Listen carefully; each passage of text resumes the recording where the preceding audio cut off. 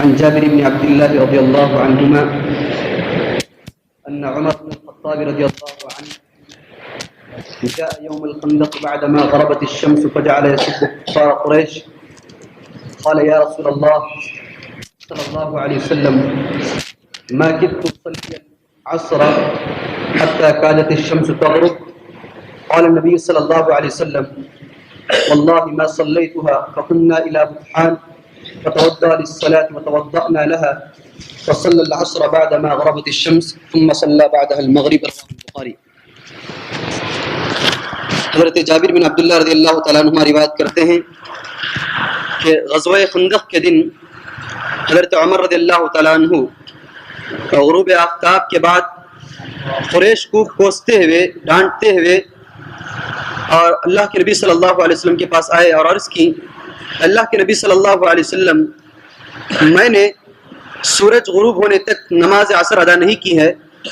رسول اکرم صلی اللہ علیہ وسلم نے فرمایا اللہ کی قسم میں نے بھی نماز عصر ادا نہیں کی ہے.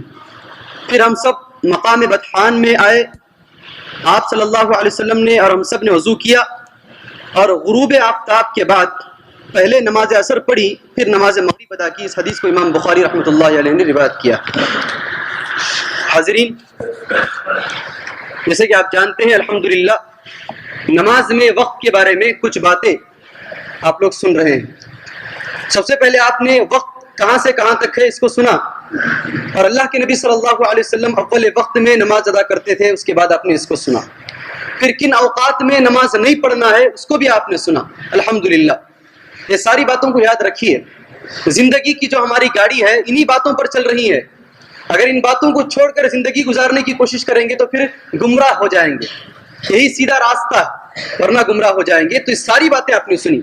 ایک بات آپ نے یہ سنی تھی اس سے پہلے درس میں, 5 اوقات ایسے ہیں جن میں نماز پڑھنا ممنوع ہے. سنا تھا نہیں آپ نے؟ یاد ہوگا میرے خیال میں. اور ان میں سے 3 اوقات ایسے ہیں جن میں دفن کرنا ممنوع ہے. 5 میں سے 3 اوقات ایسے ہیں جن میں ہمارے مردوں کو دفن کرنا اللہ کے نبی صلی اللہ علیہ وسلم نے ممنوع قرار دیا ہے. ایک حدیث میں ایسے آتا ہے سورج طلوع ہوتے ہوئے اور سورج غروب ہوتے ہوئے شیطان جو ہے اس کے سینگوں کو لے کر سامنے آ جاتا ہے, تو اس لیے روکا گیا ہے بول کر ایک حدیث میں. الغرض ہم اتنا کریں گے, اللہ کے نبی صلی اللہ علیہ وسلم نے روکنے کے لیے کہا ہے اس لیے ہم رک جائیں گے. لیکن اس قاعدے سے 2 چیزیں الگ ہیں, یعنی 2 مقامات ایسے ہیں جہاں پر اس کا لحاظ نہیں رکھا جائے گا. زوال کے وقت میں بھی نماز پڑھیں گے, دن رات کا کوئی بھی حصہ ہو عبادت کر سکتے ہیں.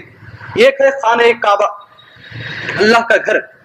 خانہ کعبہ میں کسی بھی وقت میں آپ جائیں, چاہے سورج غروب ہوتا رہا ہو یا طلوع ہو رہا ہو یا بالکل زوال کے وقت میں ہو یا فجر کے بعد کا وقت ہو یا پھر سورج غروب ہونے کے یعنی عصر کے بعد کا وقت ہو, یہ 5 وقتوں میں کسی بھی وقت آپ جائیں صرف خانہ کعبہ کے اندر آپ عبادت کر سکتے ہیں, آپ کو اجازت ہے. یہ پہلا وقت. دوسرا وقت ہے جمعہ کے دن.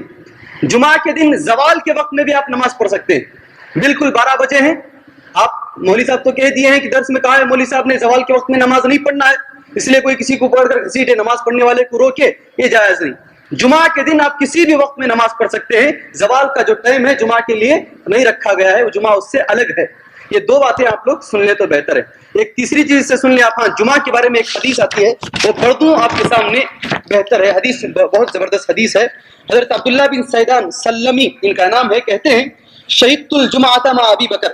اسے غور سے سنیں. میں حضرت ابو بکر صدیق رضی اللہ تعالیٰ عنہ کے ساتھ جمعہ میں حاضر ہوا. فکانت خطبته وصلاته قبل نصف النہار. اسے غور سے سنیں. حضرت ابو بکر صدیق رضی اللہ تعالیٰ عنہ کا خطبہ اور آپ کی نماز زوال سے پہلے ہوتی تھی. یہ بات پر غور کریں آپ. حضرت ابو بکر صدیق رضی اللہ تعالیٰ عنہ کا خطبہ اور آپ کی نماز آدھے دن سے پہلے ہوتی تھی. سوچ لیں آپ, ہمارا عمل اس پر ہے یا نہیں ہے؟ نہیں ہے تو وجہ کیا ہے ہم لوگ خود سوچیں. پہلی چیز, صحابی کہتے ہیں مع ابی بکر فکانت خطبته وصلاته قبل نصف النہار ثم شہدتها مع عمر. صرف ابو بکر تک خاموش نہیں رہے, پھر کہا میں نے حضرت عمر رضی اللہ تعالیٰ عنہ کے دور کو بھی دیکھا, ان کے ساتھ میں نے جمعہ پڑھی. فکانت صلاته وخطبته الى ان اقول انتصف النہار. تو ان کا خطبہ اور ان کی جو نماز ہے اس وقت ہوتی ہے کہ میں کہوں ابھی ابھی ہو رہی ہے, زوال کا وقت ابھی ہو رہا ہے. بالکل زوال کے وقت سے تھوڑا پہلے ختم ہو جاتا. سوچ لیں زوال کا وقت کبھی جانتے ہیں آپ؟ جی 12 بجے سب کچھ ختم. ہاں پڑھا کر چلے گئے تو لوگ کیا کریں گے؟ 12 بجے سنت ہے. حضرت ابوبکر صدیق رضی اللہ تعالیٰ عنہ نے کیا ہے, حضرت عمر فاروق رضی اللہ تعالیٰ عنہ نے کیا. اور آگے سنیں, فَكَانَتْ صَلَاتُهُ وَخُطْبَتُهُ إِلَىٰ أَن نَّقُولَ انتَصَفَ النَّهَارُ ثُمَّ شَهِدتُّهَا مَعَ عثمان. پھر حضرت عثمان رضی اللہ تعالیٰ عنہ کے دور میں بھی میں موجود تھا. عبداللہ بن سیدان کہتے ہیں تو کتنی نصیب والے انسان ہیں کہ تینوں کا دور ان کو ملا. پھر میں حضرت عثمان کے دور میں موجود تھا. فَكَانَتْ صَلَاتُهُ وَخُطْبَتُهُ إِلَىٰ أَن نَّقُولَ زَالَ النَّهَارُ. تو ان کا خطبہ اور ان کی نماز بالکل زوال کا وقت تھوڑا ہی ہٹتا تو ختم ہو جاتا. تو تینوں کے اندر ایک بات ہمیں معلوم ہوئی کہ زوال کے وقت میں بھی نماز پڑھی جا سکتی ہے جمعہ کے اندر. اس حدیث سے ہمیں یہ بات معلوم ہوئی. ایک اور بات معلوم ہوئی ہے کہ جمعہ ذرا پہلے پڑھنا چاہیے. ہم لوگ جو جمعہ پڑھ رہے ہیں کچھ بھی ہو وہ سنت کے خلاف کر رہے ہیں. ہماری کوئی بھی مجبوری ہو, وہ کوئی بھی ہماری یہ ہو, لیکن سنت کی خلاف ورزی ہم لوگ برابر کرتے ہوئے آ رہی ہے. ایک بات میں اس لیے حدیث پیش کیا ہوں کہ جمعہ کے دن زوال کے وقت میں آپ کوئی بھی نماز پڑھ سکتے ہیں. ایک اور بات, جو حدیث میں نے ٹائٹل کے طور پر آج پڑھی ہے وہ حدیث کے کئی مسائل ہماری زندگی میں. مثال کے طور پر حضرت عمر رضی اللہ تعالیٰ عنہ, حضرت عمر, اس سے پہلے ایک مسئلہ میں آپ کے سامنے پیش کر دوں. ہم میں بہت سارے لوگوں کی عصر کی نماز چھوٹ گئی. مغرب کے وقت میں وہ آتے ہیں, میں مثال دے رہا ہوں, مغرب کے وقت میں آتے ہیں, اقامت کہی جا چکی ہے, اقامت ہو چکی ہے مغرب کی نماز کی. اب وہ اللہ کا بندہ کون سی نماز پڑھے گا؟ جی بہت سارے لوگ یہاں بیٹھے ہوئے لوگ مغرب کی بول رہے ہیں. صحیح بخاری شریف کی حدیث ہے. آپ میں سے بہت ساروں کو معلوم ہوگا کہ عصر ہی کی پڑھنا ہے, لیکن دلیل نہیں معلوم ہوگی. اس لیے دلیل سن لیجئے. خندق کے موقع پر, خندق ایک جنگ کا نام, جنگ خندق, خندق کے موقع پر حضرت عمر رضی اللہ تعالیٰ عنہ آتے ہیں. کیسے آتے ہیں معلوم؟ گالیاں دیتے ہوئے, ڈانٹتے ہوئے, کوستے ہوئے. کیا کیا حضرت عمر کو کسی نے مارا نہیں, اس لیے کہ مارنے کی طاقت کہاں تھی, کسی اور کفار کے ہاتھ میں حضرت عمر کو مارے تو کوئی مارا اورا نہیں. عصر کی نماز چھوٹ گئی تھی. یہ غم حضرت عمر کو تھا کہ انہوں نے کفار قریش کو گالیاں دی, کوسا. ایسے لوگ ہیں, اللہ کے نبی صلی اللہ علیہ وسلم نے بد دعا دی کفار قریش کو, اللہ تعالیٰ ان کے گھروں کے اندر آگ بھر دے. عصر کی نماز کچھ تاخیر ہو گئی. تو جیسے ہی کوستے ہوئے آ رہے تھے, اللہ کے نبی صلی اللہ علیہ وسلم سے ملاقات ہوئی. کہا اللہ کے نبی صلی اللہ علیہ وسلم, کفار قریش کی وجہ سے میری عصر کی نماز چھوٹ گئی ہے, یہاں تک کہ سورج غروب ہو گیا. سورج غروب ہونے کے بعد کون سی نماز شروع ہوتی ہے؟ مغرب کی نماز.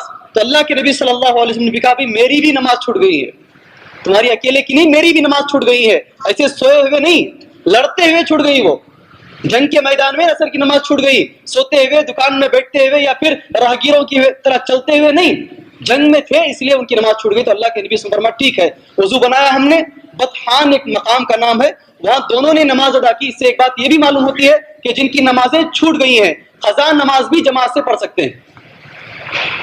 قضا نماز بھی جماعت سے پڑھ سکتے ہیں. مطلب یہ ہوا فجر کی نماز چھوٹ گئی ہے, ظہر کے بعد اگر فجر کی نماز پڑھتے ہیں تب بھی جماعت بنا کر پڑھ سکتے ہیں, کیونکہ سورج غروب ہونے کے بعد عصر کے وقت ختم ہو جاتا ہے. اس کے باوجود حضرت عمر نے اور اللہ کے نبی صلی اللہ علیہ وسلم دونوں نے جماعت بنا کر نماز پڑھی, اور آپ نے پہلے عصر پڑھی, بعد میں جو ہے مغرب پڑھی. اس سے معلوم ہوتا ہے ہماری جو بھی نمازیں چھوٹ جائیں, پہلے جو نماز پہلے ہے اس کو پہلے پڑھیں, اس کے بعد میں بعد کی نمازوں کو پڑھیں. یہ کچھ اوقات کے بارے میں کچھ مسئلے تھے جو حدیث کی روشنی میں تھے. اللہ سے دعا ہے اللہ تبارک و تعالی ہمیں اوقات کی پابندی کرنے کی توفیق عطا فرمائے. آمین و صلی اللہ علیہ نبی الکریم. السلام علیکم.